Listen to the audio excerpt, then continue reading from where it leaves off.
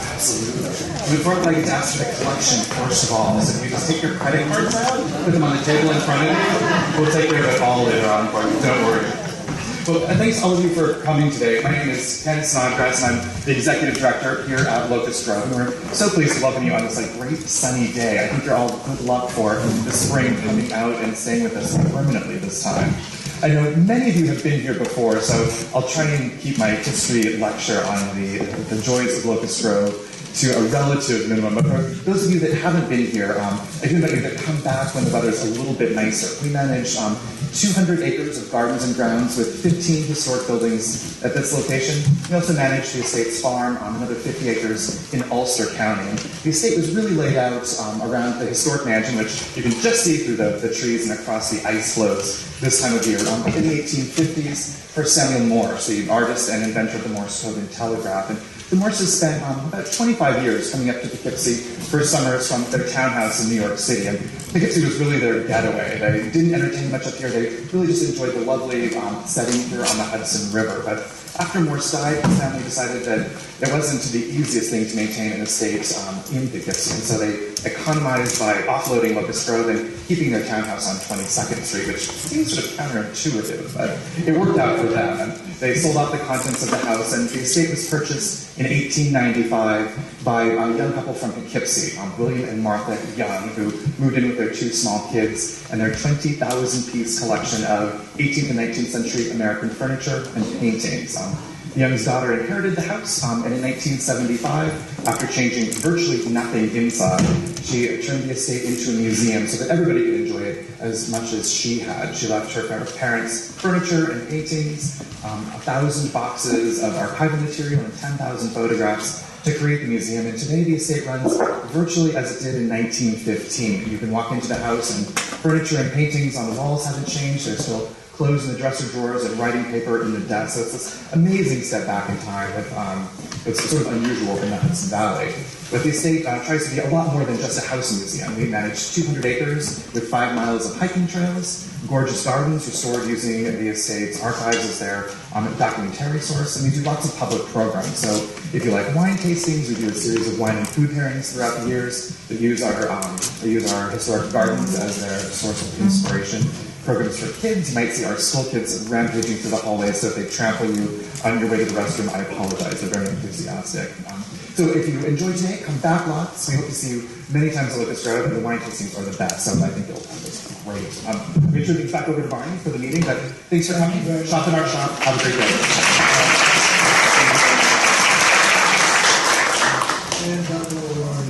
As Frank knows, this is a monument not to just Samuel F.B. Morse, but to Franny Reese, right?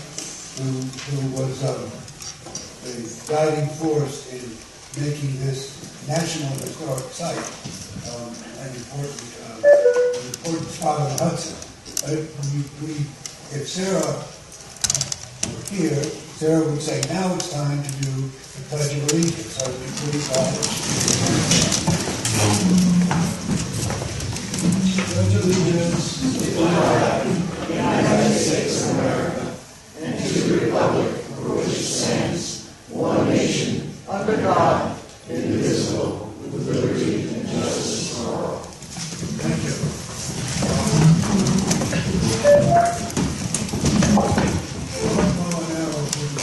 Always a little late, but always now. Pretty soon. But we had a tradition of going through and introducing ourselves and starting getting them. Linda Bachman from Brunswick County, and I'm the Community Council Superintendent. Jane Daniels from Westchester County. I am a member of the Conservancy Board. I'm Cindy Lancetta. I'm on the Conservancy Board, and I also work here at Locust Grove, so I'm really excited to be here. Thank you. Very loud to people back in here. Fran Dunlop, representing Commissioner Martens from Department of Environmental Conservation. I'm proud to say I used to be on the board of Locust Grove when this building was built. Frank Burke, Hudson River Boat Yacht Club Association. Jennifer Schwartz-Berkey, from Ulster County, member of Large and member of the Conservancy. And Chris Stieber. I'm here representing the New York State Office of Parks, Recreation, and Historic Preservation. I'm the Public Relations Coordinator for the Taconic region. I'm Ned Ames. I'm a member of the Communities Council and representative from Bronx County. Good morning. I'm Jane McLaughlin.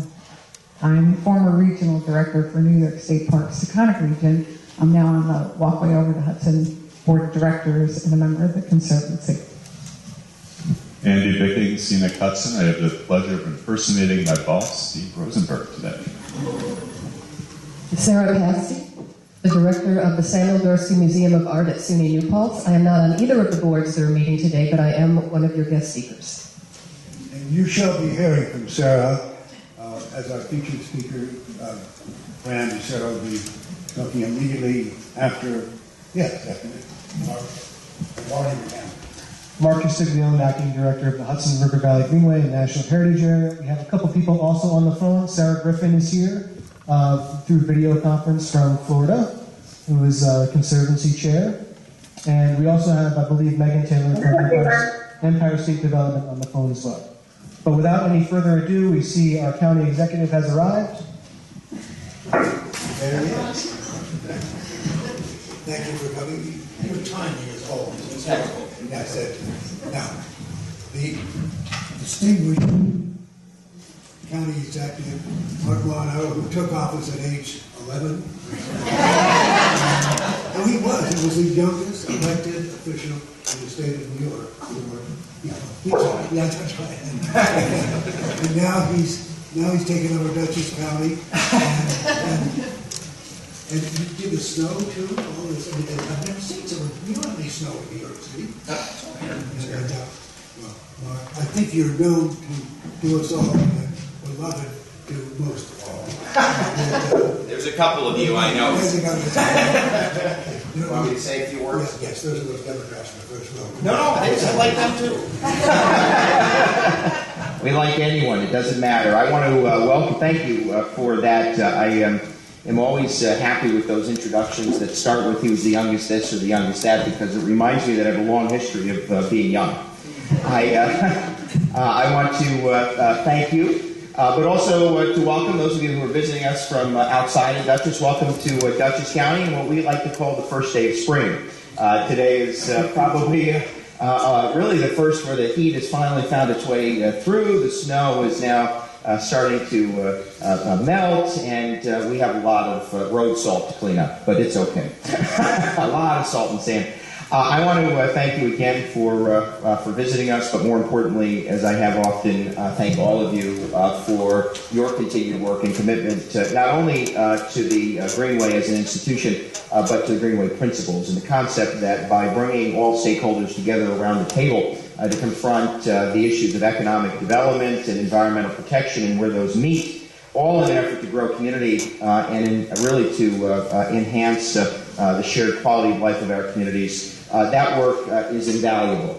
And while I haven't taken over Dutchess County, I'm merely the steward of the county for 4 years. If I had a larger role than this, I would tell you that I think that the Greenway and these boards, this table, really is a tool that is so sadly underutilized by state government. And I mean that not to show any disrespect to anyone, but the truth of the matter is the Greenway, as an institution in the Hudson River Valley, plays a vital role and has played in the past a much stronger role. And it's critical now that economic activity starts to pick up, that we really look internally as a region to preserve natural resources, to ensure that the land use policies are prepared for the next wave of growth, and to steer economic development towards those places where we can sustain it, where we can nurture it, and where we can ensure its long-term viability. At the same time, we need to more aggressively identify those natural resources, farmland, open space, that deserves protection, and do more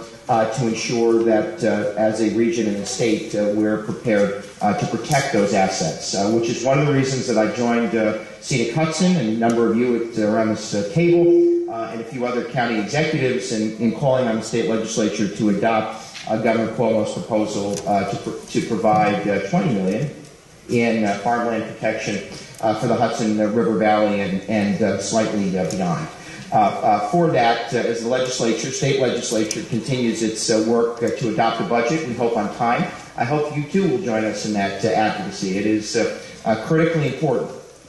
In 1 week, I will sign Dutchess County's renewed agriculture protection plan. We have renewed our agriculture protection plan, and we will be the first in the region to have allocated dollars for a farm navigator to assist local farmers to identify resources, assistance tools to preserve, protect, and grow farming as an industry. Dutchess County in the last 7 years has finally seen agriculture growth. 3% growth in farmland, total agricultural farmland, 7% growth in value, thank you, like that, 7% growth in the value of farm products in Dutchess County, and that came from, we believe, a shared commitment to the protection of over 2,500 acres of farmland and open space in Dutchess in the last decade. This year, we have recapitalized Dutchess County's Farmland Protection Plan. The legislature, at our request, has approved an additional $1 million in farmland protection beginning in 2015. $1 million. I know Winnicke is looking forward to spending it. It is the first time since 2008 that the county government is renewing its commitment to farmland protection, and that is critically important to us as well. So let me end by telling you that the challenges are only going to get greater. We have a real focus in this community, in this county, of trying to make use of the Greenway principles, the concept of growing city and village and hamlet centers, investing infrastructure and resource to grow those community centers so that we can steer development in that direction while at the same time preserving and protecting the open space and farmland that makes Dutchess County so very, very blessed and have such a wonderful quality of life. I often end by saying this to you, and today I'm not as highly caffeinated as I usually am, so I apologize that I'm not more hyped up, but don't. Well, you know, I try. I can speak. I speak fast. The role that each of you play is critical to us, and I'd ask you not to undervalue it. We live in a time, I think, in politics where there are far too many people interested in tearing others down, in speaking in 42 characters or less, and thinking that the decisions we make, the letters we sign, the emails we send, don't have lasting impact and lasting value. And the truth of the matter is that right now, here in the Hudson Valley, we are, I think, making important choices. And those choices will last a lifetime. The decisions to protect farmland, to preserve natural resources and open space. The concept of ensuring economic development isn't about chasing the next big fish, but ensuring sustainable growth in our communities, investing in infrastructure. All of these are necessary if we are to leave a lasting legacy, if we are to ensure that for future generations of residents, that we have left for them a community that was better than the one that we inherited, and we are on the verge of not being able to do that. No short-term decision-making, whether in Albany or at a village or town hall, is going to ensure that the quality of life and the character of our community and the principles that the Greenway has been advocating for decades, for decades, none of those short-term decisions will ensure that these principles stand. So I just would encourage you to hold us accountable. Whether it's a state legislator that sits at this table or an executive who comes to visit, who will have to leave in a few moments, hold us accountable. Keep our feet to the fire. Impress upon us the importance of getting the stakeholders around the table to make long, lasting, and impactful decisions. And if you do that, you will, I think, have continued to live up to the promise and the potential of the Greenway and its principles. So for that, thank you for allowing me to share a few words with you. Thanks for being here with us, and I look forward to the conversation. God bless.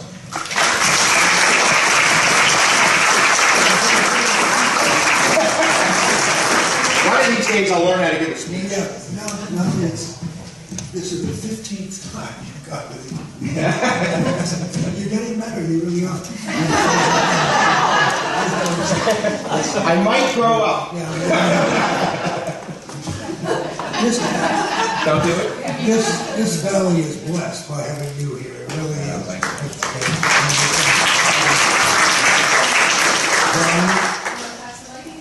Yeah. Well, before we go any further, I wanted to see if Sarah wanted to say a few words from Florida. Sarah, can you hear us? I can, and I'm happy to say a few words. I would like to take all credit for the warmer weather. I've been sending it your way this morning. And so, but I'm amazed also at the technology. I can see you all. I don't know if you can see me. So I'll do my best through the meeting to the extent that I need to use my part. I probably won't be quite as vocal as I otherwise would be, but just know that I'm listening and just so admiring, stepping away and being in Florida these winter months. It's a whole other world here, and it makes me so appreciate the hard work that's being done to very much echo Marcus's words. Just what an incredible effort you all are doing in the Hudson Valley. Florida is trying to catch up. It's so much younger of a state, but it has history, but it's nowhere near developed. It's this kind of ethic that you all have. So, with great appreciation, I will be listening in. Thank you, Sarah. Thank you, Sarah. That's virtual, Sarah. We have another Sarah, real Sarah. Go on. Anna Port-Yon, I'm the Orange County Historian. Scott Keller, Trails and Special Projects Director and Finance Manager for the Greenway and National Heritage Area. Good morning, Sally Mazzarella. I'm the Greenway Council, and to just reinforce a little of Mark's comments that I've been involved with community planning for over 40 years, and yes, one of the great benefits is the Greenway principles and seeing that incorporated into so many of the community's local planning documents, and that indeed is a tremendous asset. Elliott, Council Board Member. Kevin Burke, Greenway Treasurer. Betsy Jacks, Director of the Thomas Cole National Historic Site. Bill Gordon, representing New York City Department of Transportation. Frank Green, representing the Department of Agriculture and Markets. Phil Mazuka, Conservancy. Wayne Aldridge, the Governor's appointee to the Communities Council from Red Hook, New York. Proudly. Good morning, I'm Jamie Heath here with the New York State Department of State, the Office of Planning and Development.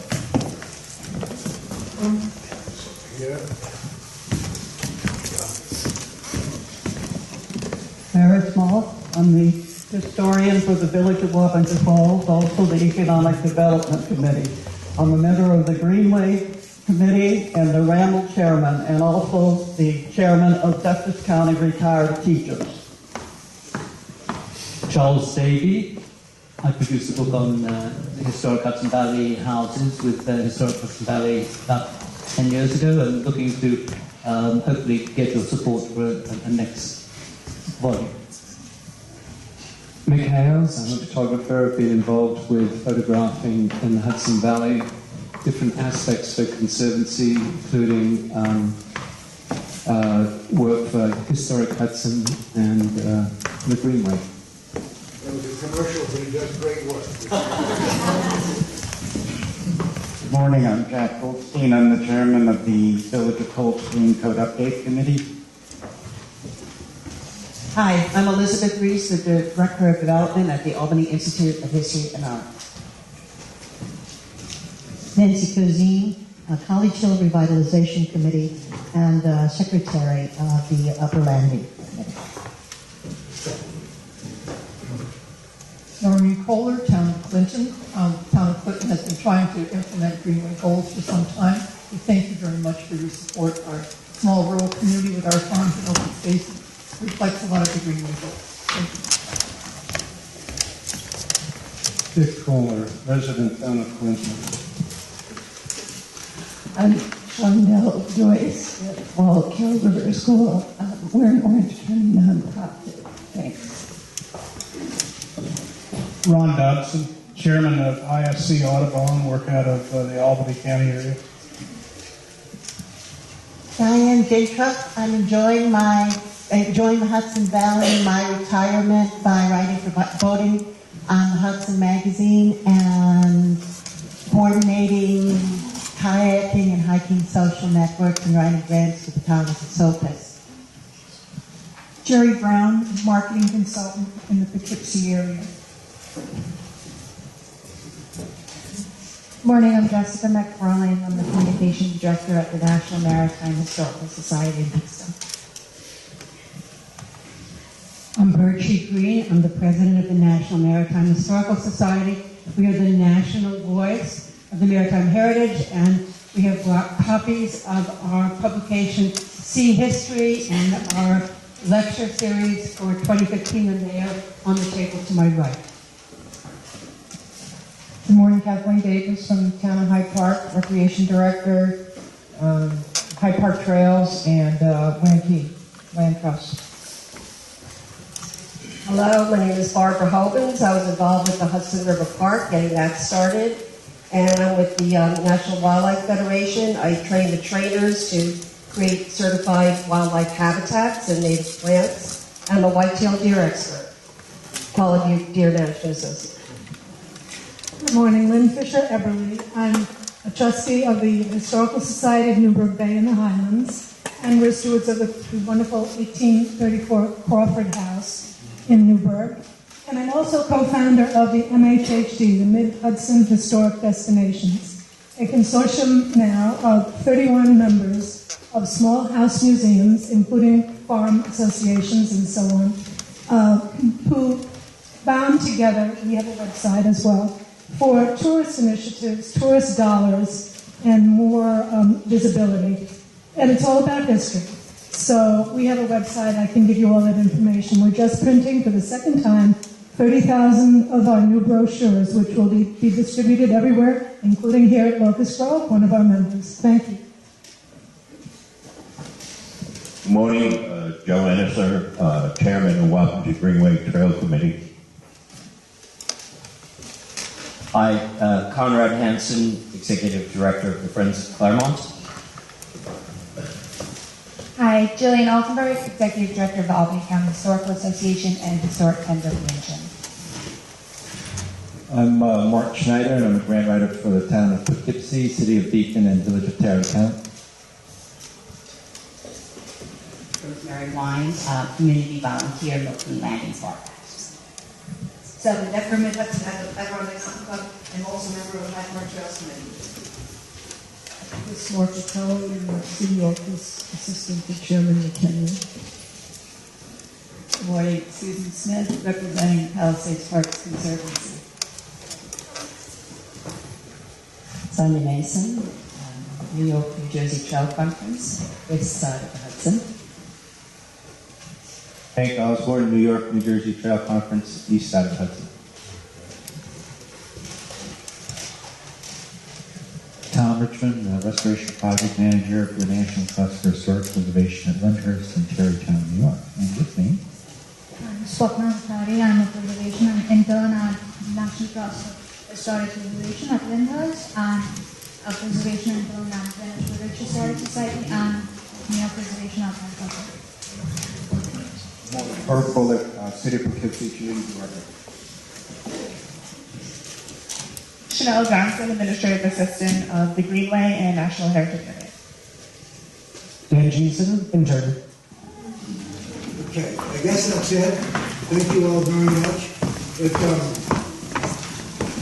We're somewhere here from the other two. We have two Sarah. We have a virtual Sarah, who's in Florida, the co-chair, and another Sarah, a real Sarah, Sarah Posty, who is the director of the art museum across the river, and she'll tell you about it. But one of the things that most people don't realize is that in his lifetime, Samuel F.B. Morris' house over here, which is his country house, is as Ken Snodgrass said, he had a big house on 20th Street in the city that's torn down, and all that's left is a small plaque that says Samuel F.B. Morris lived there. Is that he was better known as a painter, really, than he was as an inventor for most of his life. And Sarah, we're so delighted that Sarah has taken the Dorsky Museum. She is the Neil Traeger director of the Dorsky Museum, and made it into an icon of local art museums, because she knows everything about every painter on the Hudson River. And she also presents at Selena Falls 2 or 3 exhibitions a year, Sarah? Well, it's easy. No, okay. All right. So without further ado, I am delighted to have a real Sarah and virtual Sarah. You can hear all this, can't you? Yes. Okay. I can hear all this, absolutely. Sarah Pasti.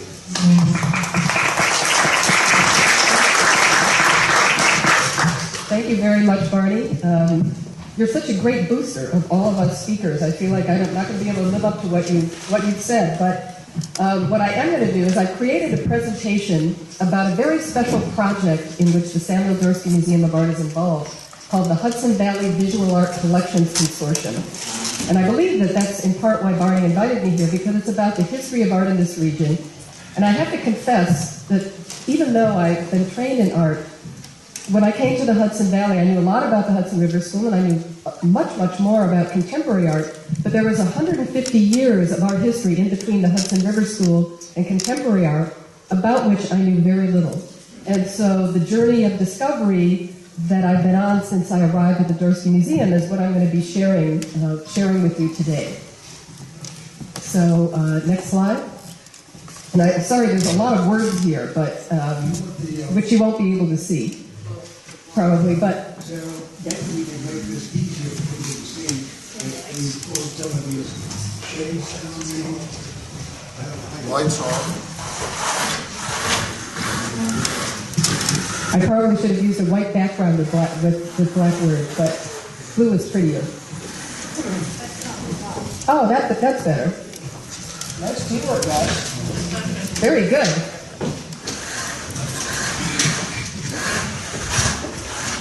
So as everyone knows, or may know, the Hudson, and again, if many of you know about the art, some of this will be familiar to you, but the Hudson River Valley has been a cradle for artistic innovation since the Hudson River School painters made their first sketching expeditions to this region. Their vision, which was grounded in the exploration of the natural world as a source of spiritual renewal and national identity, was first expressed through the scenery of the Hudson Valley. However, subsequent generations of artists have continued this tradition of artistic expression grounded in the place and time in which they existed. Next slide. The Hudson River Valley National Heritage Area recognizes the importance of preserving and promoting the cultural resources of the Hudson River Valley. Indeed, there are significant art destinations featured on the HRVNHA website. Some of those are featured here: Kayak at the Rockefeller Estate, Storm King Art Center, Dia Beacon, Thomas Cole National Historic Site, Olana State Historic Site. These are all terrific organizations, and just a few of the ones mentioned on the historic website. Even though this website offers an important representative sampling of arts organizations, it just scratches the surface of the variety and multitude of organizations that are here and that maintain visual art organizations. And I'm going to share with you some of the important organizations missing from this list, which are the following Ulster County-based organizations: the Bird Cliff, Woodstock Guild, Center for Photography at Woodstock, Women's Studio Workshop, and the Woodstock Artists Association and Museum. And I'm just curious, how many of you are aware of these organizations? Excellent. This is great news. And I was aware of them too, but I wasn't aware of their collections. And that's something that I've gradually been coming to understand in the last 5 years. So in 2009, the Dorsky Museum and these 4 organizations, all located within an area of 30 miles, came together to find ways to share and explore our collections. And these collections include works from the Hudson River School of Art, art from one of the oldest art colonies in America, photography by American masters, the county's largest repository of hand-printed artist books, and art made by the Hudson Valley's emerging artists, who are as innovative today as the Hudson Valley artists were 150 years ago. Next slide. Oh, sorry, next slide. So just a little bit about these art colonies and these arts organizations. Birdcliff, the oldest and most prominent arts and craft colony, one of the oldest and the most prominent arts and crafts colony in the United States, founded in 1902. It's located on 300 wooded acres with 35 unique arts and crafts buildings. The Center for Photography at Woodstock, founded in 1980. Since that time, it's been collecting contemporary prints, videos, and audio tapes to support the organization's mission of photography. Next slide. Samuel Dorsey Museum of Art. We have a total of about 5,500 objects that's encyclopedic in scope, but it has a focus on photography, metals, and the art of the Hudson River Valley. Women's Studio Workshop. This organization has been publishing artist books since 1979, and is the largest publisher of hand-printed artist books in the country. Next slide. Woodstock Artists Association and Museum. Since opening 90 years ago, the Artists Association and Museum has served as a hub of artistic activity and inspiration in the region. Its collection consists of roughly 2,000 works of art by over 400 different artists. Together, our collections consist of paintings, works on paper, photographs, three-dimensional objects, textiles, video, and other media totaling 10,000 objects. In addition, other nearby organizations in Ulster County, such as Historic Huguenot Street, the Friends of Historic Kingston, and the Senate House in Kingston, also own collections of early American art. Next slide. When our Hudson Valley Visual Art Collections Consortium came together in 2009, we did so to address the following challenges. We had standalone databases that posed a challenge for scholars and curators seeking to research our collections. We all had storage facilities that were woefully inadequate in terms of space, making it difficult to adequately care for and add new objects to our collections. We also had an awareness that other organizations in the region with visual arts collections faced the same challenges. The question we posed was, could we help? Next slide. So in 2010, with support from the Institute of Museum and Library Services, we launched a multi-year project to digitize our collections and make them available on the web.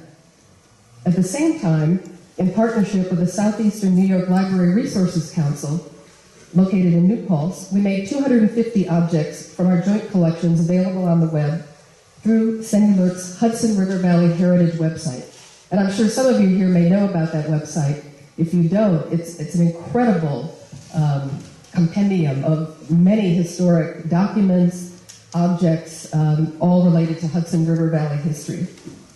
We have a pilot project located on that website. It's still there, and you can go there when you get back to your offices and check out the organization, hrbh.org, and our pilot project. But the good news is our full website with all of the objects that we have in our collections is poised to go public within the next few months. So now we get to a few little pictures here, and I say little because they're not very large in the presentation, but here are some of the artworks that can be found on our site. These are some of the works from Birdcliff. Next slide. The Center for Photography at Woodstock, the Samuel Dorsey Museum of Art. Next slide. Women's Studio Workshop, and the Woodstock Artists Association and Museum. Next slide. So continuing on this voyage of discovery, in 2013, with support from the Institute of Library, Museum and Library Resources and the Hudson River Valley Greenway, we hired consultants to research and develop a plan to expand our project and to preserve, protect, and promote the visual art treasures of the Hudson Valley. We surveyed many organizations located in Rockland, Westchester, Putnam, Sullivan, Dutchess, Ulster, Greene, and Columbia counties. And we learned that of the organizations we surveyed, there are at least 25 organizations who are interested in sharing services with our group of 5. They're interested in participating in a shared digital database, they're interested in sharing collection storage, and they're interested in sharing conservation, transportation, and registrarial services. Next slide. And I'll sort of skim over this, but basically what we learned is that most of the organizations in the region consider their storage below optimal. Storage areas are overcrowded and have inconsistent fire suppression systems. In terms of collections and registration, most of the data systems are archaic or cumbersome. In terms of conservation needs, most organizations do not have access to conservators. Those who have access to them are satisfied with them, but they would consider sharing services. And all organizations have greater conservation needs that they can address. Next slide. Some of the organizations that express their interest in sharing conservation and storage services include the Prattsville Art Center, Zadok Pratt Museum, Friends of Historic Kingston, Beacon Historical Society, Opus 40, Wappingers Historical Society, Maverick Concerts, and others. Next slide. We learned that the number of objects in the collections of the people we surveyed is approximately 55,000 objects and counting. When we asked our surveying group what they thought about an idea of a shared collections facility, most of them said that it was a great idea. They said it solves a huge problem for small flood-prone institutions. As a volunteer organization of 1.5 staff members, the needs are great. We need more room because we cannot display anything in our collection. And shared facilities and partnerships offer smaller institutions such as ours opportunities, not only for care of collections, but for sharing information. So what we learned from all of these organizations is that basically all of the visual arts organizations, cultural organizations, historical societies that have visual arts collections are in the same boat. You know, we are all facing serious storage care needs and space needs. Next slide. And in addition to the cultural treasures owned by regional organizations, there are many additional objects that reside in the basements and storerooms of private collectors. And I can tell you that I have seen a lot of these private collections in people's homes, in their basements, in houses that have taken bedrooms and converted them to art storage. People who love the art of the Hudson Valley and are holding on to them, as much as they can. But many private collectors are reaching a point in their lives where they wish to donate these artworks to collections in the region because they want these artworks to stay here. Next slide. We also, jumping into the contemporary time period, the Hudson Valley is home to many contemporary artists with international reputations. And I've listed a few of their names here. Some of them you may not be familiar with, but I can assure you these are artists who have a wide reputation around the world. Gregory Amanoff, Mary Frank, John Dugdale, Grace Knowlton, Bryce Marden, Judy Pfaff, Martin Currier, Kiki Smith, Joan Snyder, George Rickey, Stephen Shore, and many, many more. They are longtime residents of the Hudson Valley. And then, not only that, there are extraordinary younger artists who are moving here, who are new residents of the Hudson Valley, who are making art about and in our region. Next slide. So the truth is, the Hudson River Valley has art and cultural treasures that are an important part of this place and are as much in need of preservation as our environment and historic sites. Currently, there's no facility in the region that has the space to store significant new collections. All are at or near capacity. So future collections may have nowhere to go but outside the region. And I see this when I talk to people who have collections. There's really, the collection storage space in this region is full with a few exceptions. And if these treasures leave the region, they may never return. Next slide. So we have a current opportunity. Our consortium members, all the people that we've talked to, everyone here in this room and in the region, we have an opportunity now to fulfill our regional mission, to preserve and provide access to the Hudson Valley's cultural collections for current and future generations. We can expand our existing databases of collection objects to provide a portal through which residents and visitors can be introduced to our region's heritage, and we can create a Hudson Valley Cultural Heritage Center that will preserve our significant arts and cultural objects and make them accessible for research and scholarship. So I say to all of you, let's join together to protect and preserve our region's treasures. There are many of them. They're out there. They need our help. So, last slide. So please contact me if you know of organizations that have treasures that would like to be preserved. Our consortium is moving forward in terms of trying to bring in new members. We're talking to people about how and where we might join forces and share our collections in one or more facilities around the region. So anyway, I want you to know about this. I ask for your help and support, and as I said, I'm grateful for the opportunity I've had at the Dorsey Museum to learn about this, because we're a regional museum. We focus on the history of the art in the region, contemporary artists in the region, and through our mission, I've had the chance to learn about all of this, and it's made me very passionate about trying to preserve what we have here. So I'm happy to take any questions if you have any. Thank you for listening.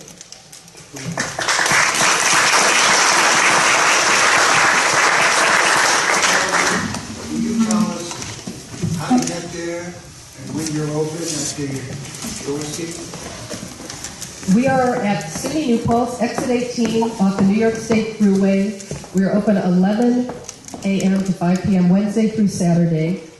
And I'll tell you that we have a major exhibit now on a group called the Video Freaks, who were among the first artist collectives to explore video in the 1970s. So when you're filming on your smartphone, the Video Freaks did it before you in the 1970s. They developed some of the techniques and experimented with video, and were the first pirate public TV station. And they were here, 10 years in a collective living in Lanesville, New York. And this fall, for those of you interested in the historic Hudson Valley, we have an exhibition focused on Jervis McEntee, his first major museum exhibition. So come and see us in the spring and the fall, and enjoy the cultural treasures of the Hudson River Valley. Question? There's a question down here. Please. Sarah, how is your consortium facilitating these wonderful ideas? Through grants? Yes. We have been very lucky. We've had 2 grants from the Institute of Museum and Library Services. We've had some smaller grants from foundations. And a lot of the way that we facilitated this is just through the sweat and blood and volunteer labor of our small staff. It's been a long process, which is why, even though we started in 2010, we're not going public until this spring, because it's been a process but the IMLS and also the NEH, both of those organizations give grants for projects like this. Any other questions? I think we've all agreed. Oh, yes, please. How far are you really with this concept of a cultural heritage center for the Hudson Valley? Well, we're far enough along to know, to have done a study that shows how much square footage we would need, sort of what it would cost, where it might be according to people we've surveyed, somewhere along the New York State Thruway with easy access. We're talking about partnerships. We realize that it's going to be a partnership of probably historical societies, arts organizations, the state, perhaps New York State tourism, and perhaps commercial fine art storage facilities who we hope to bring into the mix. So we're just starting the process of exploring all of these opportunities. So we're open to any ideas that any of you out there may have. Well, we're delighted that you're in the Hudson River Valley, and I urge all of you who haven't been and those who have, return to see what Sarah's up to, because she does great stuff, and in fact she's the only kid in town between the Metropolitan Museum and the Albany Institute, and you fill that bill beautifully. Well, I would say someone from Vassar might disagree with it, and Barb might disagree that we're the only game in town, but I will tell you, we're the only game in town with a Hudson Valley mission.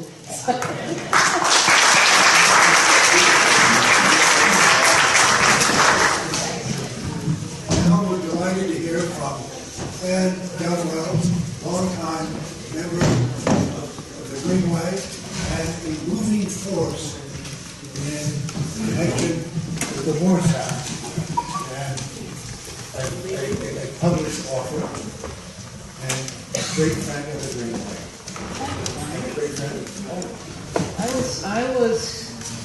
during the creation of the Greenway. In fact, I believe I played a crucial role in coming up with the political strategy that helped to get the Greenway created, which was to do a study of the Hudson River Greenway before we actually created it.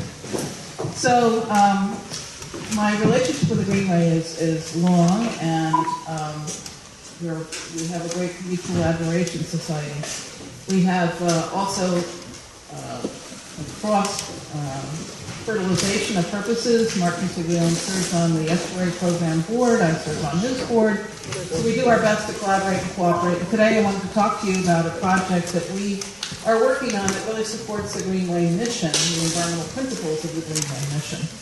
And that is this Greenway, this Natural Resources Inventory Guide that we have just published. And this will help communities that want to protect their natural resources actually know how to do it and what resources are available to them to do that. When I started going to college, natural resources inventory was a hot new idea. And in those days, people had hand-drawn maps. It was kind of hard to imagine these days. Today, with digital mapping, no, I did not. My mother went to Vassar, and I lived on College View Avenue for a couple of years, but I actually went to college that doesn't exist anymore, Kirkland College, which is now merged with Hamilton. And Yale, I went to the Yale School of Forestry and Environmental Studies. So anyway, what I wanted to talk about today was our Natural Resource Inventory Project and our new publication. And Janelle, if you could go to the next slide.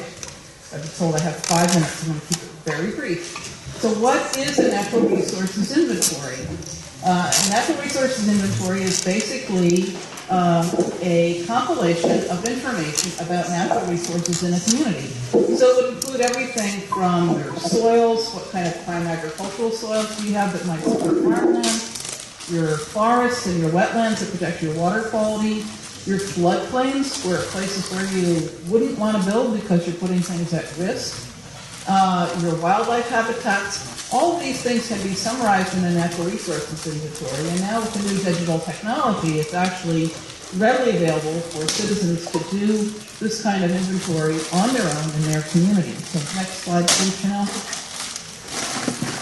So why do a natural resources inventory? Well, everyone here in the room, I think, understands the importance of planning and how planning helps you protect what's important. The whole principle of centers and green spaces, which is really being pioneered here in Dutchess County, is really focused on building in your hamlets and your municipal centers and protecting your open spaces, keeping them open so they can be used for farmland, for agriculture, for wetlands and forests, for habitats. And a natural resources inventory is a way for you to actually collect data and scientific information to analyze where you can best develop and what resources you might want to protect because they're important to support human life and the benefits that natural resources provide. So next slide. Our Natural Resources Inventory Guide has information that helps communities understand not only how to do a natural resources inventory and what a natural resources inventory is, but what resources are available, how to do the mapping, some of the community engagement issues that are involved in doing this, because a lot of times working with people is a very challenging part of conservation. And so it's not just about having the science, but it's also understanding how to work well with people, how to work in your community so that you can be effective. So our Natural Resources Guide talks a little bit about how to engage in your community, how to be effective in communicating about nature in your local area. So the next slide. So what's in our resources inventory and what's next is that we have identified the kinds of things that you would list in a natural resources inventory, what you would map, and we have copies of our natural resources inventory guide online, a few copies in print, but this is downloadable in both black and white and in color. So we encourage you all to take a look at a copy, get in touch with us. We have staff who are trained to provide assistance to communities that want to do a natural resources inventory. And also we'll be coming out with a grant program, hopefully around Earth Day, that will support communities that want to do a natural resources inventory locally to provide some grant assistance that will help them do that. So, Barney, thank you very much. And Mark, thank you for the opportunity to speak to your board today. It's been... Okay, well, I will say that I was put on the board of the Locust Grove many years ago because Annette Young had a special appreciation for wildlife. And she donated the lower acreage of this property to be a wildlife preserve. And as part of that, she donated it to DEC. DEC then donated the property to the Locust Grove property, to the Locust Grove organization, the Morris Estate, among other things, so that the wildlife could be protected, but the whole property could be managed as a unit. And it's a little known fact that preceding me on the board of Locust Grove was Scott Keller's father, Paul Keller, who was the regional director of DEC at the time. And when he retired, he passed the baton to me. So my job on Locust Grove was to help this property flourish, but also to protect the natural resources and the wildlife habitats of the property, which we have, I think, done very well. And I was on the board when we developed and designed this building, which I always loved to visit. So you're responsible for all this damn gear around here. I Well, you do, Fran, you do wonderful work, and we're delighted to hear about your new project, and keep going.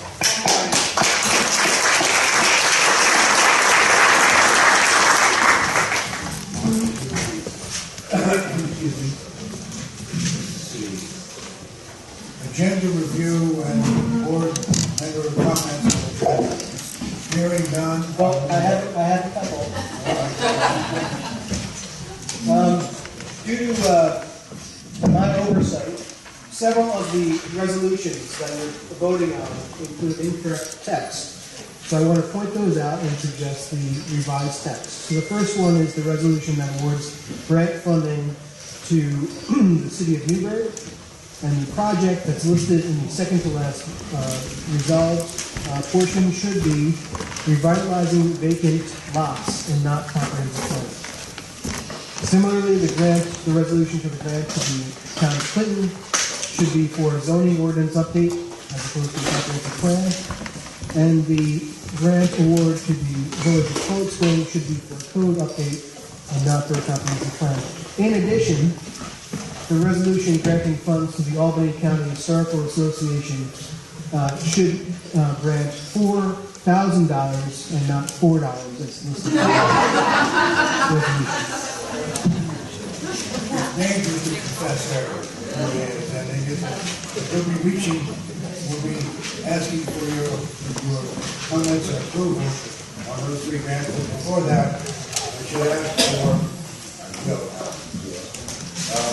approval of the minutes of January 13th of this year, of our Greenway meeting, and also for the Grants Committee meeting, which was held on March 8th. When I have a motion.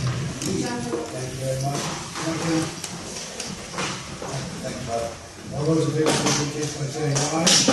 Those opposed, thank you. Now, we go right into the council meeting, is now in order. And Mark, can you tell us about the budget, please? Sure. Well, watching New York City is budget season. Snow is melting, and that means the legislators in Albany are debating what the budget should be. Our budget for this year for the council and the conservancy are flatlined, and that means we have $136,000 proposed in the executive budget to award for grants this year. A total budget, including grants, of $312,000, including operations, and a reappropriation of grant funds that are obligated to existing grants and grant funds yet to be awarded of $670,000 to the council. That's my budget update for the council. You don't get a motion on that, but okay. Now, in the Greenway compact indemnity that Mark has escaped, as Commissioner Molinaro, you are the county where that first compact created. And well, I'll talk a little bit about it. One of the incentives to join the Greenway Compact, as the framers of the law included, was indemnity from the state should you adopt land use plans or ordinances that are consistent with and implement the Greenway Compact. The town of Rhinebeck, a compact community since 2004, adopted a new comprehensive plan and zoning ordinance that were, we felt, consistent with the Greenway Compact. They were sued by 2 developers. They requested protection under the Greenway Indemnity statute. Our interpretation of that was that the Attorney General would represent the communities under the statute. Our current Attorney General, unfortunately, disagreed with that interpretation. As a result, the town of Rhinebeck filed a lawsuit in the Article 78 against the state and the Greenway to determine essentially what the Greenway Indemnity actually means. We are currently being defended in the case by the Attorney General, which is sort of ironic. But the update in the case is that the case oral arguments are tentatively scheduled for late March, early April. Last time I checked the calendar in the Second Circuit, it was not scheduled. So we'll get a legal determination. But regardless of what happens with the legal determination, the language in the law is not clear. And we are working with legislators, Senator Sue Serino, who represents Rhinebeck, and Assemblymember Cahill, who represents Rhinebeck, to develop some language to amend what the law says, to clarify what the indemnity statute means. So hopefully, regardless of the outcome of the case with Rhinebeck, that moving forward we'll have a clear pathway to allow Greenway compact communities to achieve the benefit that was included in the law. Anyway, it's so necessary to have this. Steve's land labored long to get this into legislation. In a nutshell, it's perceived and actual barriers to adopting meaningful land use regulations. If your community doesn't have a lot of resources to defend itself in legal actions brought against it by developers or property owners, if you adopt preservation statutes, if you adopt other innovative land use controls, then that presents a barrier for you to adopting those land use controls in your municipality, which would help preserve our scenic beauty, natural resources, and other things that we value in this region. So this was intended to remove that barrier, either perceived or real, for communities to adopt land use regulations to protect what they value. That is to make it clear that a community doesn't have to suffer an injury if a zoning plan is hacked by a developer. The developers tend to have deeper pockets than small communities. And that's so it was a brilliant idea, and Steve Salam put in the legislation 15 years ago. Absolutely, yes. And Mark has been following this, and that we would never, of course, ever lobby, but if you have the opportunity, and you're talking to someone in Albany, you might say, this is important. It does exist in Long Island, what's that thing called? The Long Island Pond Variance Commission. They've won every single case. We've won the two cases with the court, but that's expensive. It can be very expensive. So, comments, questions? I'd like to just make a comment. During the time that Dutchess County was working with local governments to really promote the idea of incorporating the Greenway principles into zoning, I know I traveled from community to community, and one of the important points was over and over again that you as a community will have the Secretary of State as your advocate if this law is challenged. And that played a very important role because communities were becoming more aggressive and assertive and doing smart planning in their community. And so it was important to know that there was some protection for them at the state level. Smart planning, that's a good way to say it. And that's one of the things we're very much about. You know more about this stuff than anybody. I wish I knew less, but sometimes it is. Without lobbying, of course, we cannot do or you cannot do, and the board cannot do, it's important really for those two sponsors of the legislation to line up the rest of the delegation in the Hudson Valley. I assume that they know how to do those things, but if there's anything that any of us can do to encourage a complete support among the senators and assembly members for the Greenway would be terrific.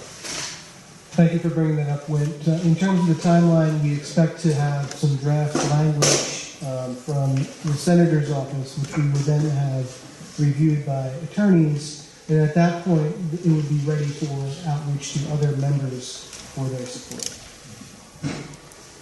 Okay, then we'll turn to the Greenway community grants, and you heard some minor corrections.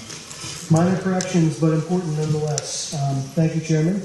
The first grant is to the City of Newburgh in Orange County for reactivating vacant lots in the City of Newburgh. The project essentially is to use urban gardens in vacant lots in neighborhoods as a catalyst for urban revitalization and urban pride in neighborhoods in Newburgh. Madeline Fletcher, who wrote the grant application, who is the first executive director for the Newburgh Land Bank, thinks that this kind of project is critical for revitalization in Newburgh to engage the communities that really need to be revitalized.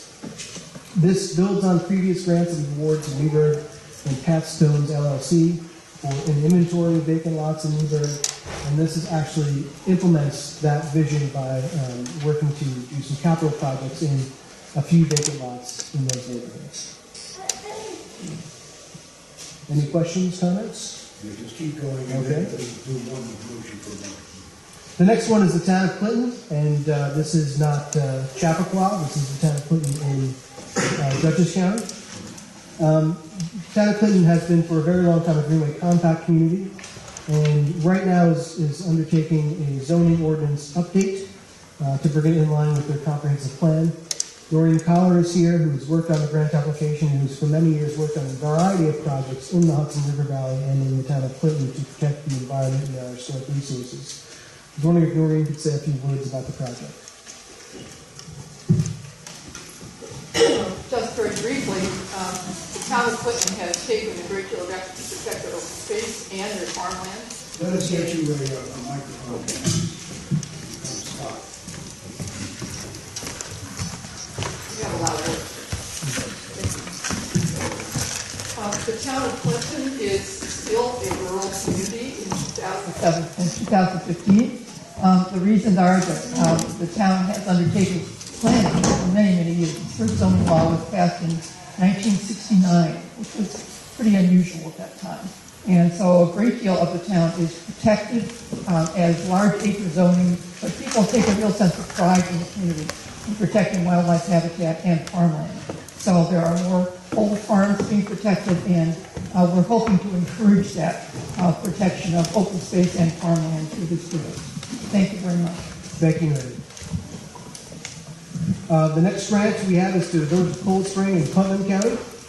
Village of Cold Spring owns one of the best views of the Hudson River through the Hudson Highlands that the Hudson Valley has to offer. This would complement their grant that they have with the NYSERDA to update the village code.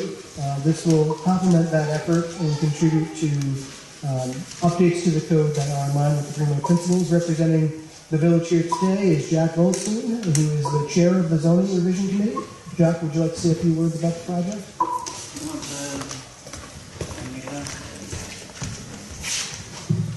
Thank you all.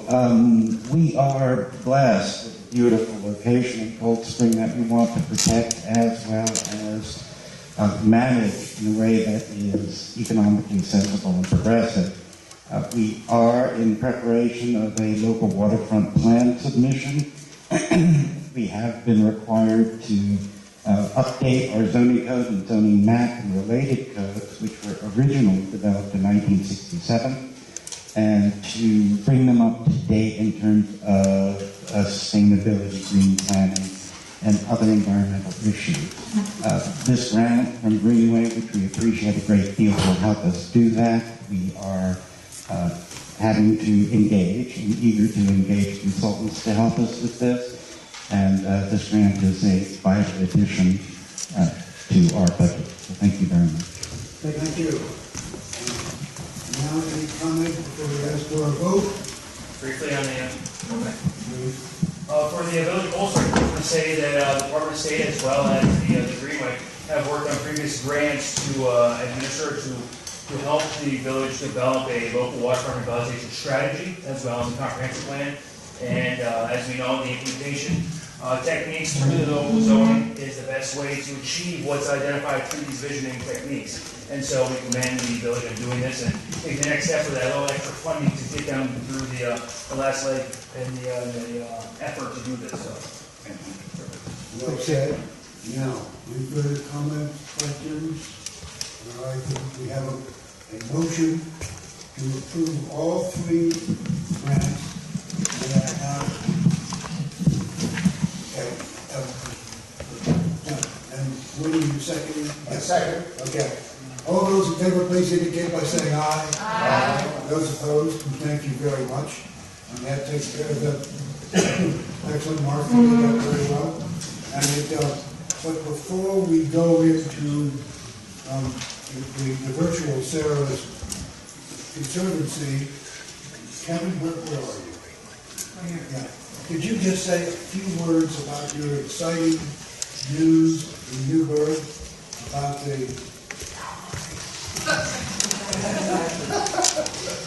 yeah, so anyone who's heard of it, hopefully many that have, in Newburgh, one of our prized possessions is the Washington's headquarters, which is really important place because where the Revolutionary War came to a peaceful conclusion. And so one of our landmarks there is the Tower of Victory. You can't miss it if you're kind of anywhere around Newburgh or traveling. Beautiful stone archway built the centennial revolution. And earlier in the 20th century, a terrible storm knocked off the observation tower on the top. And so one of Barney McHenry's really big dreams was to restore that. And it was a big, big project and required a lot of fundraising. And I think the total was over $1 million, and we only had 50,000 to go. So we're really, really close now. And one of the interesting things, Wendy, you might want to piggyback on this, was you were saying that in the 19th century, for tourists, the original tourists in Hudson Valley, the Tower of Victory was one of the very few places they could observe from the river. That was really a landmark of tourism then.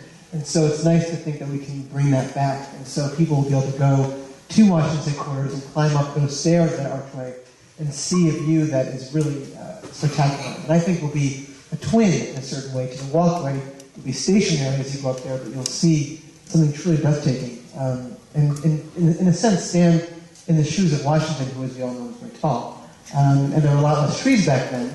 And so it's really a wonderful tribute to the hard work of the Palisades Park Commission, but also to Barney McHenry, everyone involved. But we're very close, so we need to shake the trees and get that last 50,000, because it would be wonderful to have that fully done by 16, so that we can time up with the a nice kind of round number to time the 1776 anniversary. Say something?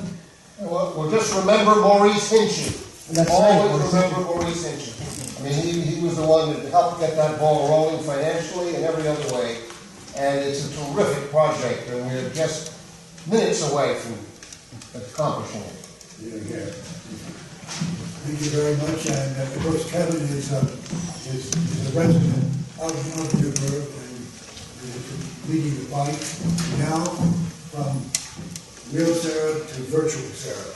Sarah, it's now time to call the Conservancy meeting to order. Yes, I will like to do that this week. And I think first order, this is the budget update. I think it's discussed it more already, but is there anything where you want to add? Conservancy, Yes, Sarah.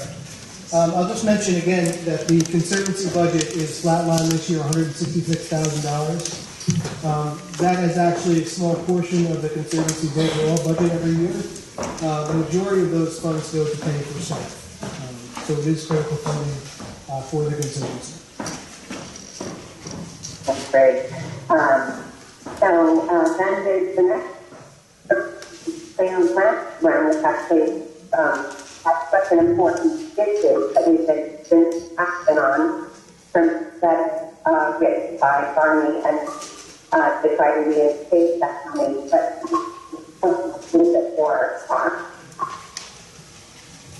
Well, I'll talk a little bit about the Conservancy Trail Grant program. Barney and Sarah did write a letter to our members in the Hudson River Valley.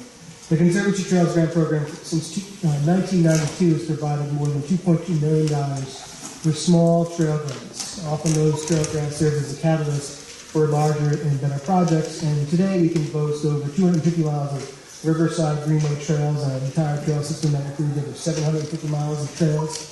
And these small grants really contribute significantly to that. We have previously funded the grant program through member items. Member items essentially no longer exist now. So the letter that Chairman McHenry and Chairman Griffin wrote to the legislature requested their ideas for additional funding for this grant program. We have, and we recognize how important these grants are. So later on today at the National Heritage Area Management Committee meeting, I'm proposing that we use some of our National Heritage Area funds to fund these small trail grants. So we'll be discussing that proposal with the Management Committee, and we'll be bringing it back to the Greenway Board for our June board meeting when we adopt the Conservancy's budget, which would include that amount. That seems to make a lot of sense. But I am hopeful that letter will result. I guess we won't know that for a little while. We have to the work. So moving on to the other sale date this year. Scott, if you can let us know what's going on here.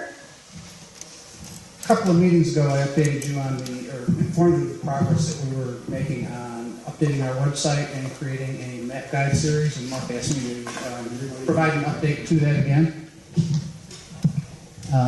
And where we're at is the website is just about done with the initial drafting with content.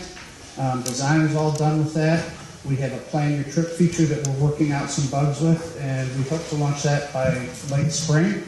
And the map guide series, we have the final design done. We have the text that will go on all of the maps pretty well finalized, and we are deciding which interpretive content we'll put in and when we'll do that. And I wanted to recognize also Diane Dintriff, who introduced herself as ready for voting on the Hudson. Last year she wrote a couple of articles, one about the water trail and one about the Ramble events that she put on that were very nice publicity for us and completely unsolicited. Thank you, Diane. Some people here don't know as much about the water trail as they're up to 25 words or less. The water trail is designed to be both a long distance and a day use trail between Whitehall and Manhattan, including the arm of the Hudson that goes up to Hadley and Saratoga County, so it's sort of Y-shaped.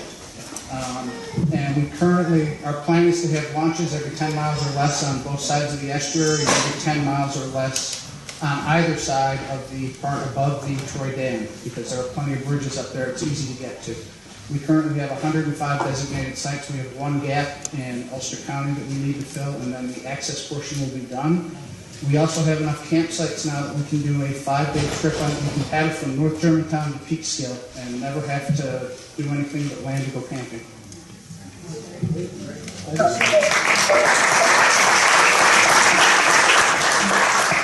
Scott is largely responsible for that. As much as $1 million of state money. You stand it to be good stuff. Well, now, Sarah, I'm going to talk about the trail grant, trail mapping update.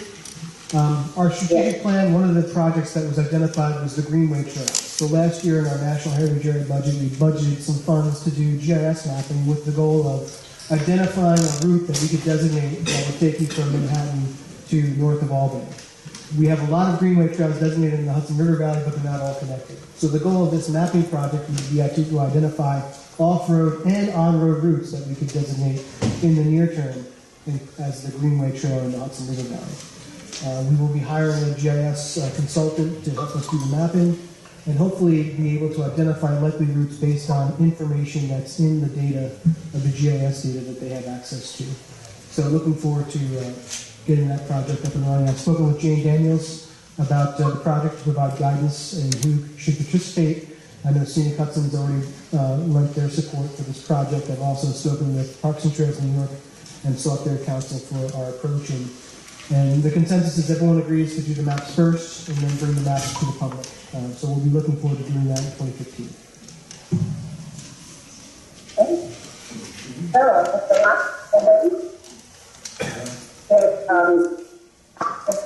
Approval for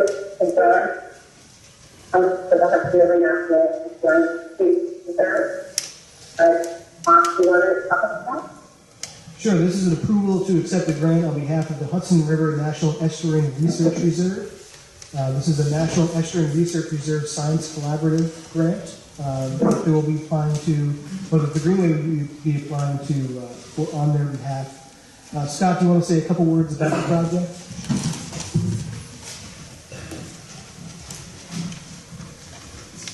We have hosted 3 grants for Kerner to develop resilient shoreline plans and procedures throughout the Hudson Valley. This grant will be so that Kerner can take what they've learned and educate other research reserves in other states on the progress that we've made here. And the Conservancy does receive a 10% administrative fee. And the money that we receive from hosting these types of grants goes directly into staff and operations for the Conservancy. Questions, comments? Sarah? Oh, yes. We do need a vote on that, Sarah. Okay, so I will call for a motion. I'm going to see who's saying so. I see you, Stefan. Second? And Kevin Burke seconds. All right, all in favor? Any opposed? Motion carries. All right, thanks, Sarah. Thank you, Sarah. Okay. We'll segue right into it. Yes. Okay. We've now concluded the bifurcated Greenway, which is always which is the council and the Conservancy. And we move into the federal side, which is the Hudson River Valley National Heritage Area. And oddly enough, we have the same executive director.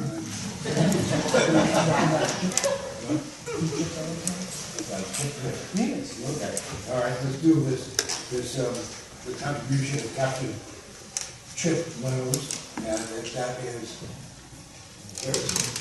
Okay.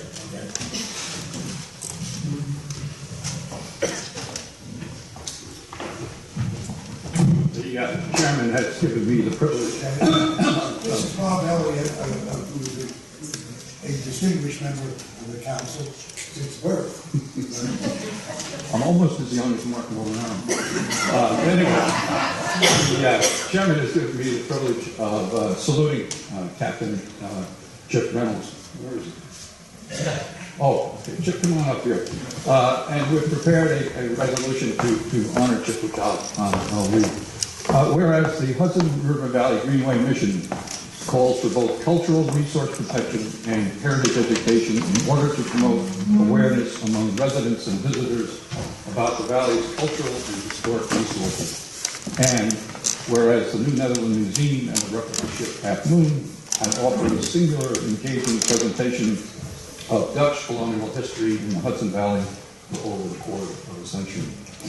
And whereas its captain has been an essential, ardent advocate of that history and the educational mission of the museum that have captivated countless Hudson Valley residents and visitors, as well as intrepid journeys far from home that established the replica ship Half Moon as an iconic flagship for the Hudson Valley and New York State. Now, therefore, be it resolved that the Hudson River Valley Greenway recognizes Captain Chip Reynolds for his many years of service as the executive director of the New Netherlands Museum in Chip. Now, in this, it mentions intrepid voyages. Every year, Chip would take some very young students on the voyage of discovery, recreating Hudson's voyage up the Hudson. And if you can picture young students on board the Half Moon on 9/11, right off the World Trade Center, or if you can picture young students sailing that ship, running on north from a hurricane, actually several hurricanes, to give you some idea of what Chip did. But his programs will live on. The Chip had prepared 3 different curriculum for schools, one of which, the latest of which, is Indians of the Hudson Valley. And that Chip will leave a legacy for all of us.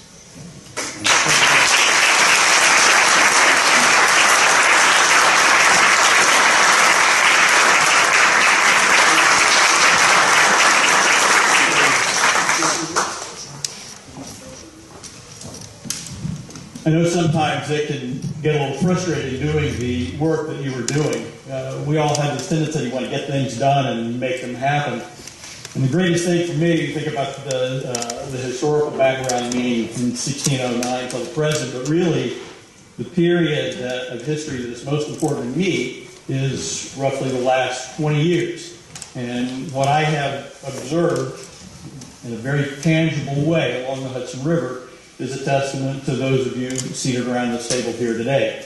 If you go from New York Harbor all the way up, of course we were on the tidal portion of the river, but at waterfront after waterfront, where historically you might be afraid to even walk down there in the middle of the day, today you see thriving projects that are both the direct result of investments by the work of the Greenway and the Conservancy, and the catalyst. You've built you've built the critical mass that has really started triggering more projects going on, and you can see this literally from Yonkers and Piermont and Croton on Hudson, on up to Coxsackie, Hudson, Albany, Troy, and I can't say how impressive this whole thing is, and it requires the foresight and vision that the people around this table bring to this. And sometimes it starts small. I can remember seeing Scott out there in his little kayak as we were coming up, 1998 maybe, something like that, and I'm thinking, wow, that takes some real determination. There couldn't have been more than a handful of people paddling down the river. Now that's a great project that's going on. And you can't go to a community up and down the river that's not actively thinking about how do we take advantage of our waterfront, make it a vibrant attraction for people to come in there. So thank you very much for what you've done to create this mindset and the progress that's going on virtually everywhere you can look along the river. Thank you.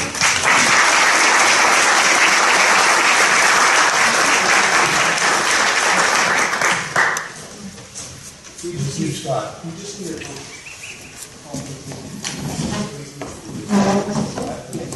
Okay, yes, we should have a vote to award the resolution that we've already touched on. Ned, second, okay, thank you. Okay, all those in favor, please indicate by saying aye. Aye. Those opposed, you can keep the resolution. Mark, go ahead. Okay. Well, now it's my great pleasure to announce the 2015 National Heritage Area Heritage Development Grant Award winners. This year, we budgeted $50,000 for this competitive grant program. We received over $166,000 worth of requests.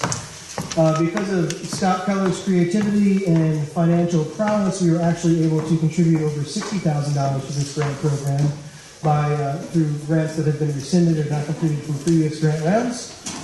So thank you, Scott, for helping us find an extra $10,000 for this grant program. I know our grantees will appreciate it.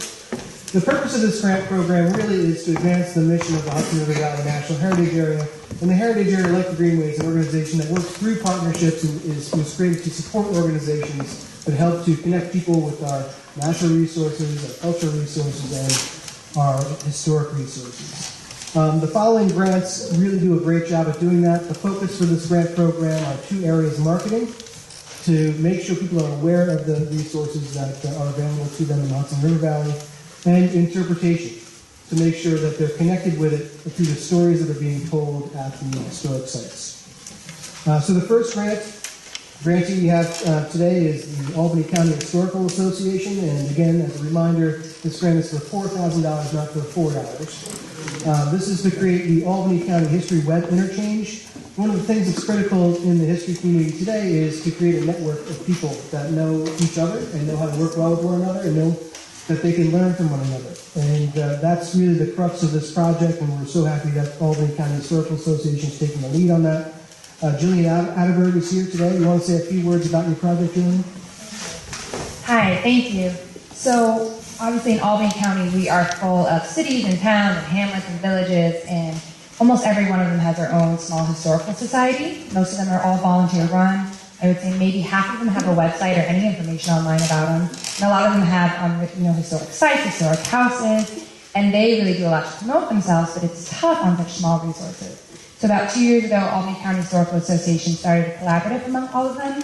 And we meet quarterly, and it's really about ways that we can connect on events, how we can work together for a Catholic History Weekend or the Heritage Weekend, ways that we can promote each other. And one big initiative was creating a countywide historical website.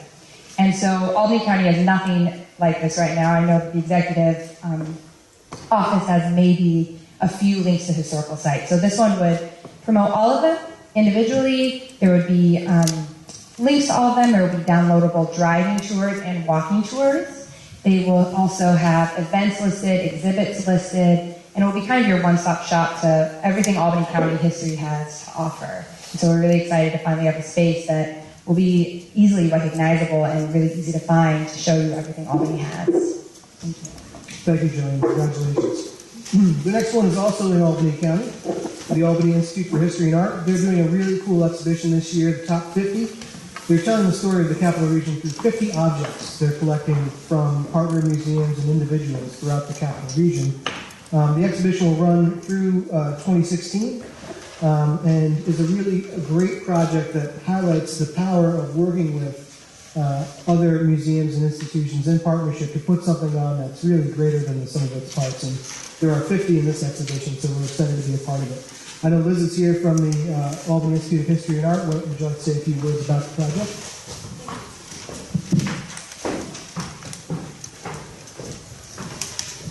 I think you said it well, which is we are all much more than we are individually. And so this project is to unite so many different cultural organizations, historic societies to tell a story of the region. And it's 4 counties that we're looking at, the Albany, Schenectady, Troy area, Saratoga as well.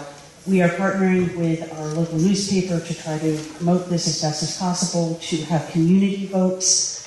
When the agencies came together with their top items, we brought it to editors of the paper, and they said, let's make this a little bit more fun. Let's make this something approachable for our community. So it's a wonderful combination of both the perspective of the historical societies and also people who are in the business of making sure our community sees and reads all of this material. So we're very excited to do this together, and we really thank you for your support. Thank you. The next grant we have is to the City of Beacon, and this is City of Beacon Heritage Site Mapping and Signage Project.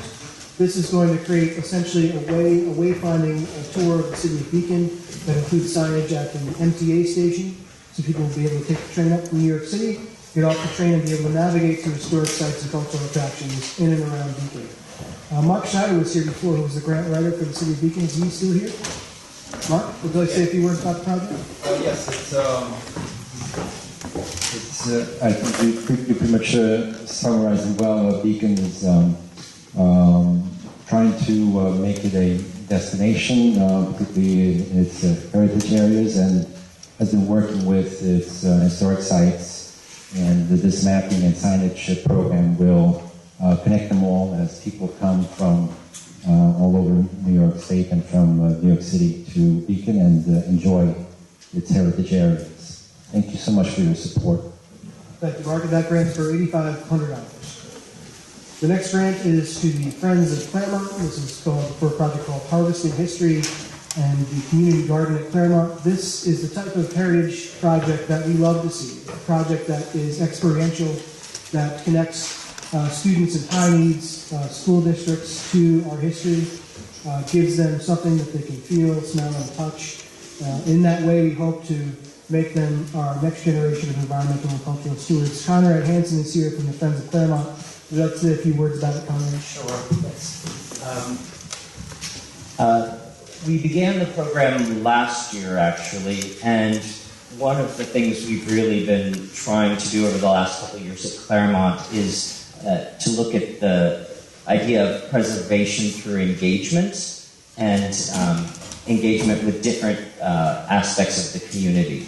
So the history of Claremont includes agriculture. It was always an agricultural estate. The agricultural movement in the Hudson Valley, as everyone knows, is on the rise. And so we wanted to come up with a program that would connect those as well as serving some of the diverse elements of our area.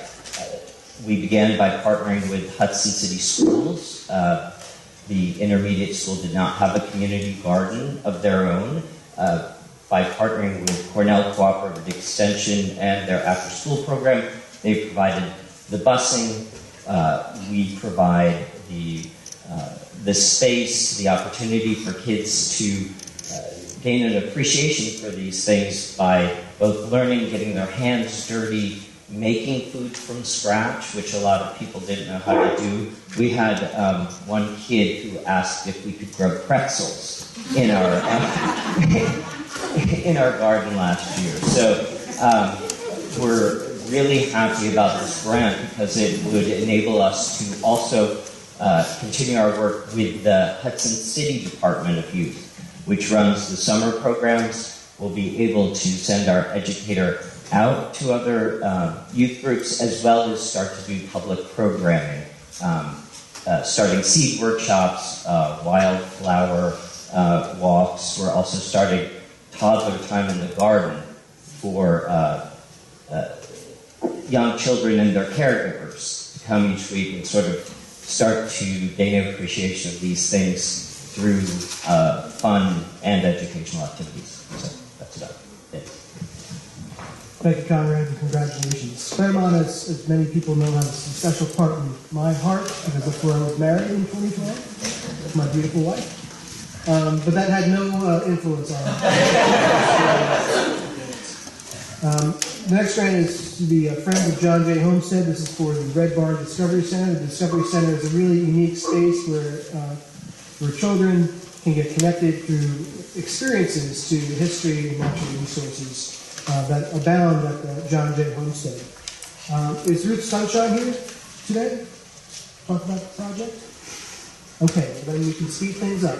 That grant is for $4,000 to the Friends of John J. Homestead. The next grant for $2,414 to the Friends of the Landscape and Arboretum program at Bard College. This is for the Blythewood Gardens interpretive materials. Blythewood Gardens is an amazing resource Bard is restoring. It deserves to be interpreted. It's a great example of early landscape design. I know we'll be talking about it later on, but Mick House, who is here today as a photographer, did some photography of Blythewood Gardens a few years ago. We are pleased to be able to contribute to some of the first interpretive materials that will be installed at this spectacular location. Is anybody here from Bard? I went to Bard. Mark, I gotta say you got an error on a resolution here, on this resolution too. On the final. Oh, good. On the final thing. This is John J. Homestead, and it should be under. Okay, thank you so much for pointing that out. So the resolution for Blythewood, instead of saying John J. Homestead in the last line, it should say the Friends of the Landscape Arboretum at Bard College. It is sometimes a challenge with this many resolutions to do. Yes. I'm sure the people at Friends of John J. will complain, but I'm glad that you can give it to the landscape already. The next one is the Lyndhurst. This is for a really good project that connects sort of the Greenway's trail mission with its historic interpretation mission. For those of you familiar with the area around Lyndhurst, the Old Croton Aqueduct Trail goes on one side of Lyndhurst property, and the Riverwalk in Westchester goes on the other. There is not currently adequate signage for people that are on the Old Croton Aqueduct to know that Lyndhurst is right next door, nor do they really realize that there's also the Hudson River Walk, which is also on the other side of Lyndhurst. So this grant will provide interpretive signage to connect people with that information on the Old Croton Aqueduct Trail and elsewhere. And Tom Richmond was here from Lyndhurst. Is he still here? Tom? Good day. Thank the organization for the opportunity here. And it's sometimes difficult to get people to think back to 175 years ago when there was no aqueduct in New York City to give them water. And what we have now is hidden. Luckily, the property is bisected by the Croton Aqueduct Trail. Sometimes that's a blessing, sometimes it's not.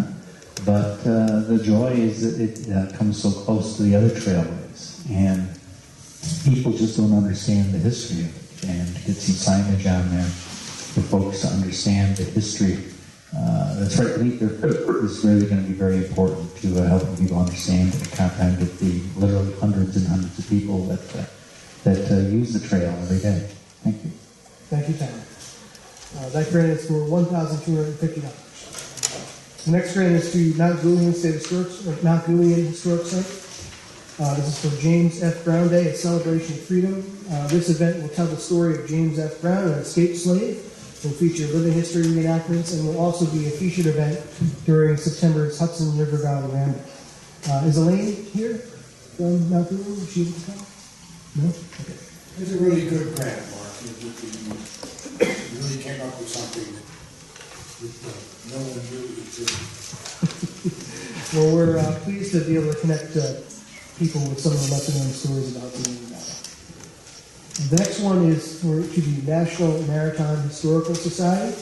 This is to create a sea history guide to maritime programs and cultural sites in and around the Hudson River Valley. This grant is for $500. $5,000. Everyone check the resolution. Make sure it's and I know, is it Beatrice Green who's here? Bertie Green. Would you like to say a few words about the project, please? I'd like to say a few words, but then I would like Jessica to speak on it.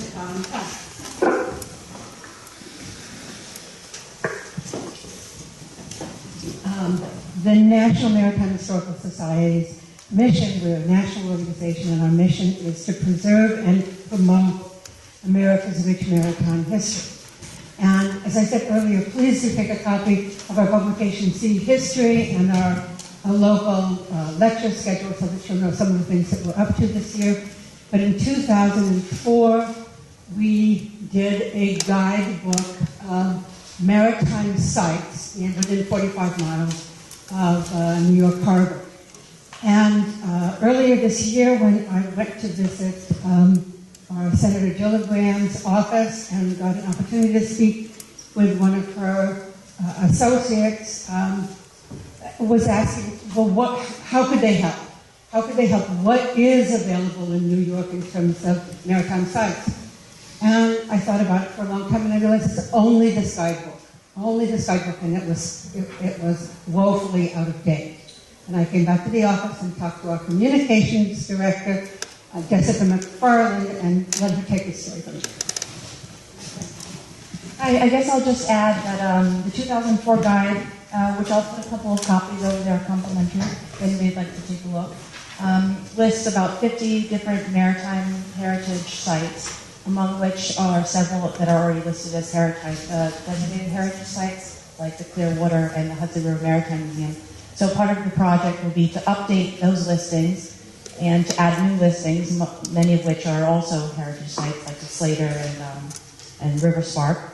And we'll be publishing the guide online and making it available to heritage institutions, museums, individuals, educational institutions. And our hope is that in doing so, we'll promote tourism in the Hudson Valley area and will help connect people to the cultural, historic, natural, and recreational resources of the area. So thank you. Great, thanks so much. The next grant we have is to the Alana Partnership. This is a river crossings exhibit that features contemporary art, or it's titled River Crossings Contemporary Art Comes Home. This is a great example of an historic house giving another reason for people to visit their museum. And I know they're working in partnership with Thomas Cole. and others to bring in really world-renowned contemporary artists to feature their artwork in and around Olana, Frank Close, and others that will have be part of this exhibit. It's a really great way to make, well, to really give another reason for people to go to these historic sites. And is Virtual Sarah still there? So Sarah can talk about it since she's no longer affiliated with a lot of partnership, right? That's just so it's pretty funny with the property for it really has much to do with the opportunity to place great art the various in the art setting. Really things of this as well is that it's really focusing both on the star houses, but also the weddings themselves. There's incredible sculptors, these humans who have major sculpture at the Wilson Center, explorations in the landscape in Olana, and there are a number of music to be represented, both in and out. So it's really also an exploration of the interpretation of space to improve those pieces of stuff. Great, thank you, Sarah. The next grant is to the Palisades Park Conservancy. This is to put interpretive signage in front of the Tower of Victory. To say a few words about the project is the intrepid Sue Smith from the Palisades Park Conservancy.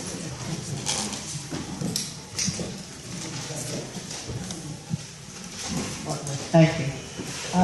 I want to thank you for your support for this project. We, as Kevin said, we're $50,000 short of our $1.6 million goal. I'm accepting checks. I'll take credit cards if you'd like. This sign will actually interpret the tower right next door to the tower rather than in the museum. So people that visit, that walk down to the tower will be able to know its preservation history, the history of the site, and why this tower in particular is an important part of Newburgh's restoration. Great, thank you, Steve. The next grant for $4,000 is for the Shaker Heritage Society. This is to interpret the Water Village Shaker community up in Albany. It's one of the most significant Shaker sites in the country. It has sort of an unfortunate location next to the Albany Airport, but nonetheless, Starlin D'Angelo, who runs the Shaker site up there, is doing a fantastic job. This grant will help pay for kiosk panels and other interpretive materials that will orient visitors to the Shaker site, to the tremendous history of the Shakers in Albany, in the Albany area. And Starlin's not here today, is she? The next grant is to the Thomas Cole Historic House for a project called Reinventing the Interpretation of the Thomas Cole's Home. This is another project that goes away from the model of being roped off when you visit an historic house and somebody telling you about an old candlestick that you can't quite really see because it's on the mantle across the room and there's a rope in front of you. The Cole House got a large grant from the National Endowment for the Humanities to reimagine how they interpret Cole's House, including new interpretive materials, using technology, and making the experience in the Cole House more experiential. One of the things that they wanted, that grant can't start until September, so they're coming to us for gap funding that will allow them to begin the interpretation in the Cole House in this new way. So our funds will serve so that they can start this program in the summer tourism season, and it will also help them start to interpret and get more information on a mural that they found behind wallpaper and painting in the Cole House. So it's a significant project. We're providing really critical gap funding so that they don't miss out on the entire year of the tourism season to start this project. And that's for $5,000. And the final grant for the Walco River School, this is Connects Art and History, is a really great project that highlights partnerships. I think they're working with more than 10 sites in and around their region on a geocaching program. So it exemplifies great partnerships. It exemplifies an experiential experience that people can have. And for those of you that know about geocaching, they're passionate people that love to do it. And it's a great way and an incentive for people to visit multiple sites in a region. And Charlene Joyce is here. Hi everybody, I'm Shondell Joyce, and I'm an artist, so I'm used to being behind the easel, not in front of the microphone, so bear with me. The Wallkill River School is considering itself as following in the footsteps of the Hudson River School, so we're like that modern incarnation.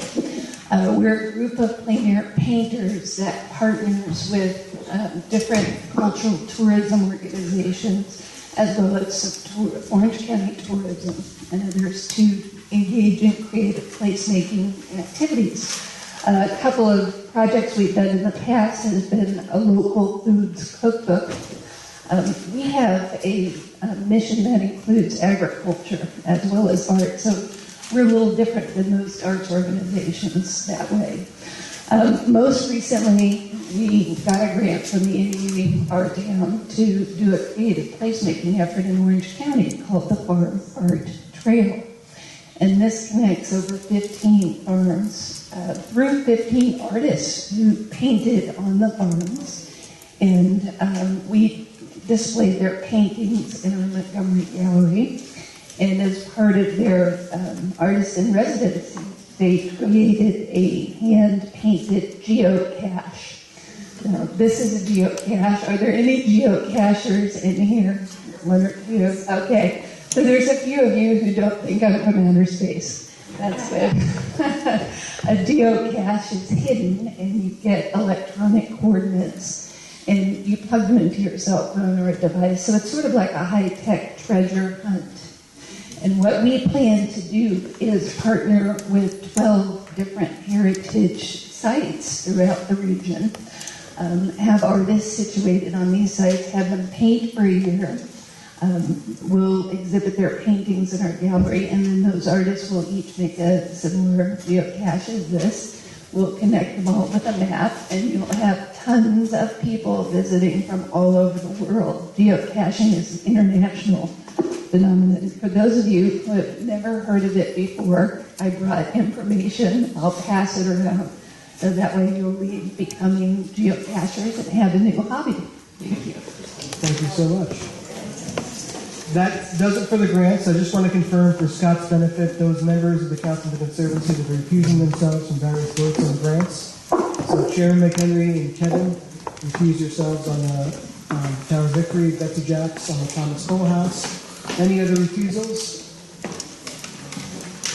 I'm one of the two recusals today, Kevin. What are they paying? I want to congratulate Mark for this grand election, small grant. He also came up with this idea of if you give out money, people will tend to come to receive it. Let's make it a little different. Mark, is there anything else other than your report that we need you to continue on this? You've done all of those, you've done the grant requests. How about the legislative update? I just want to give you a legislative update. I had the opportunity to go down and visit with our congressional delegation in early February to give them an update on what we've been doing in our national heritage area, and then also meet with the Alliance of National Heritage Area. One of the top issues for the National Heritage Area this year, and it happened in December, was reauthorization of our funding authority through 2021. What that means for our organization, historically, for at least the past couple of years, is almost $500,000 in funding that helps us fund staff, pay for the heritage development grants, and many other projects that we run to bring partners together to tell the story of the Hudson River Valley. We had tremendous support from our congressional delegation in that. Senator Joe Grant sponsored an individual bill, as they did with Lowy and Maloney. The final authorization was included in the defense bill. So we'll take it where we can get it. Well, this is the second time. This has happened as a kind of a Heimlich maneuver we do down there in Washington. And twice we've been sunsetted, and twice you're still alive. We're like the phoenix rising from the ashes. All right, now you want to go, that takes care of all of our stuff with the heritage area, but you got to give me a report. Sure, I just want to touch on another couple of things. The current bill, H.R. 581, is the National Heritage Areas Act of 2015 that would authorize a program of national heritage areas. We're looking right now to get the congressional delegation on board as co-sponsors. Please report that Congressman Tonto, who's in the northern part of our district, is the lead co-sponsor of the bill. It would really help us to create baseline funding for the National Heritage Areas program so we can sort of avoid the shell game between the legislature and the executive in the federal budget time. Jane, did you have something to ask? The proposals on the grants, I don't think I have the vote. Oh. We need the vote for the grants. No, let's go for the voting. All right. Make it official. I guess that's in the nature of the motion. And now, do we have a second? Yes. All right, all of those in favor, please indicate by saying aye. Aye. Those opposed, thank you very much. Well, we almost got out of here without the vote, so thank you, Jane, and I'm sure all the grantees thank you as well. I just want to mention that Panther History Weekends this year is Father's Day weekend, June 20th and 21st. The Greenway is again working with I Love New York to administer the event and with our partners at the Greater Hudson Heritage Network who have agreed to do the day-to-day tasks associated with administering Panther History Weekends. Save the dates for the Hudson River Valley Ramble. It's going to occur each weekend in September this year, once again. We are pleased to report that I Love New York is actually contributing more significantly this year in marketing of the Ramble. And we're just so pleased to work with them. They're actually going to be purchasing some advertising on our behalf to promote the Ramble even further and more significantly than we have been able to do in the past. And finally, we were approached by Mick Hales with an idea that we thought was a really good one, and I shared it with Barney and Sarah, and that is to do a coffee table book that features the resources of the Hudson River Valley National Heritage Area. For those of you that know Mick Hale's work, he does really high quality work in photography, and as you know, a picture speaks 1,000 words, and it's really the beauty of the architecture and the scenery of this region that makes it so special. So we'll have more updates on that, and Mick, do you want to say anything about the project at this point? I think this is timely. It's very timely to do a good, thorough book on what's going on in the Hudson Valley and coming here and seeing all the gatherings, the different layers from the architecture, the art, the culture, the farming. There's so much richness here that needs to be represented well and thoroughly. And Charles Davey and I have worked together on several books. I've actually now done 37 books, so I have a lot of experience. And I'd like to bring that to doing a great book on the Hudson Valley and what's going on here, and using it for validation and for moving tourists into this area. So, thanks very much. Well, thanks, Nick. Chairman, I'm going to do my executive director's report now. Nick, you've done one or two books before, right? I have. And you've done wonderful things, and we think this would be good. Now, before we conclude, to note that the next is really easy. The next meeting of the Greenway will be the day before St. Barnabas Day. You all know that. So June 10th at the Wallace Center in Hyde Park. Just my executive director's report. My report, really quickly. You've heard pretty much all the elements of my report, so I will just again thank the staff, Scott Feller, Chanel Johnson, Dan Jeanson, and Tristan Lowry back in Albany. Thank you for your professionalism and your commitment to the Greenway. Scott for his